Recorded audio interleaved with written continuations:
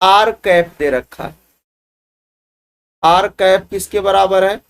Are vector अपान में are. अच्छा, यहाँ पर जो आर है वो किसके बराबर होता है? मैग्नीट्यूड ऑफ आर वेक्टर के बराबर होता है। तो आपको क्या बताना है कि डाइवर्जेंस ऑफ आर कैप क्या होगा। तो एक्चुअल में अगर आप डायरेक्ट इसका रिजल्ट आपको याद होगा तो आपको सॉल्व नहीं करना होगा, ये 2/r के बराबर होता है। ठीक है, हमने अपने थियरी में आपको कवर किया हुआ है। अगर आपने थियरी देखा हुआ है तो आपको यहाँ समस्या नहीं आने वाली है कि डाइवर्जेंस ऑफ आर कैप जो होता है वो 2/r के बराबर होता है। अब बात करते हैं कि मान लो सर हमें नहीं याद है तो अब हम कैसे करेंगे। अच्छा, नहीं याद है तो एक हमने कल भी हम लोग जो टेस्ट डिस्कस किए थे उसमें हमने आपको एक डायरेक्ट फार्मूला बताया था कि अगर डाइवर्जेंस ऑफ आर की पावर में एन आर वेक्टर होगा तो वो किसके बराबर बताया था, वो मैंने बताया था n+3 आर की पावर n के बराबर बताया, है ना, ऐसा बताया था। अच्छा, तो जरा यहां पर गौर करिए कि मेरे को क्या चाहिए। मेरे को चाहिए कि डाइवर्जेंस ऑफ आर कैप चाहिए। तो जब इसको हम लोग लिखेंगे आर कैप की वैल्यू क्या होगी? आर वेक्टर अपान में आर होगा। अच्छा, इस आर को ऊपर ले जाओगे तो ये कैसा हो जाएगा? डाइवर्जेंस ऑफ आर की पावर में -1 आर वेक्टर। अब इसी फार्मूले से आप हेल्प ले लो तो क्या हो जाएगा? -1 एन की वैल्यू यहाँ कितनी है? -1 है। तो रख दो -1 + 3 आर की पावर में -1, है ना। तो ये हो जाएगा 2 आर की power -1 that is equal to 2/r। एक तो ये मेथड हो गया, यहाँ से भी आंसर आपको आ गया। अच्छा, मान लो ये भी हमें नहीं पता है, फार्मूले में भी कंफ्यूज है, तब क्या करोगे? उसके बाद हमने कल भी डिस्कस किया था कि फिर आप उसको समेशंस के फॉर्म में इसको कन्वर्ट करो। अगला और भी मेथड है अपने पास कि अगर मेरे को निकालना है कि डाइवर्जेंस ऑफ आर कैप, तो ये क्या किसके बराबर होगा?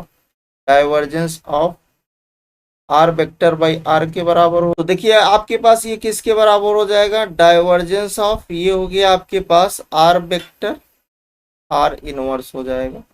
इसको हम डाइवर्जेंस को डेल डॉट लिखते हैं, आर वेक्टर आर इनवर्स।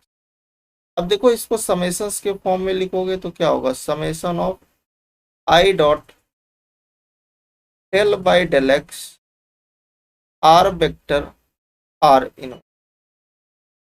अब इसको फर्स्ट और सेकंड से आप सॉल्व करोगे। समेशन एज इट इज अभी चलता रहेगा। आई डॉट, जब फर्स्ट के रिस्पेक्ट में करोगे तो ये क्या होगा? Del R vector by del X, है ना। और उसके बाद आर इनवर्स फिक्स रहेगा। फिर आप प्लस लगाओगे, यहाँ पर अब की बार आर वेक्टर को फिक्स करोगे और इसका जब करोगे तो यहाँ पर क्या हो जाएगा? -1 इंटू आर की पावर में -2 होगा और x/r आता है ना। क्योंकि जब del R by del X करते हो तो हमने आपको वैल्यू बताया था कि del R by del X जो होगा वो किसके बराबर होगा? x/r के। डेल आर अपान में डेल वाई जो होगा वो y/r के बराबर होगा। और del R by del Z जो होगा वो z/r के। ठीक है, और एक हमने यहाँ पर बताया था कि अगर del R vector by del X है तो आई कैप होगा। अगर del R vector upon del Y है तो जे कैप के बराबर होगा। और अगर del R by del Z है तो ओ के कैप के बराबर होगा। ऐसा हम लोगों ने, अब देखो यहाँ पर वही सेम फंडा थी, आई कैप हो जाएगा। तो यहाँ से आगे आपके पास summation of i cap dot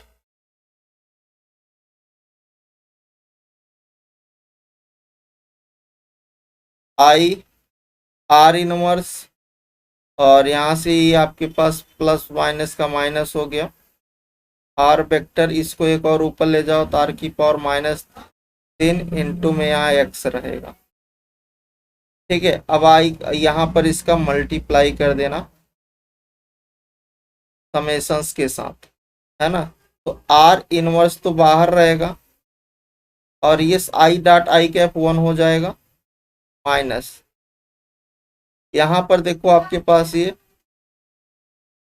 are की पावर में -3 है, और यहाँ पर ये हो जाएगा summation of I dot are vector into x रहने वाला है। तो आई डॉट आर वेक्टर अगर आप करते हो, आई डॉट आर वेक्टर, तो आपको यहाँ से एक्स मिलता है।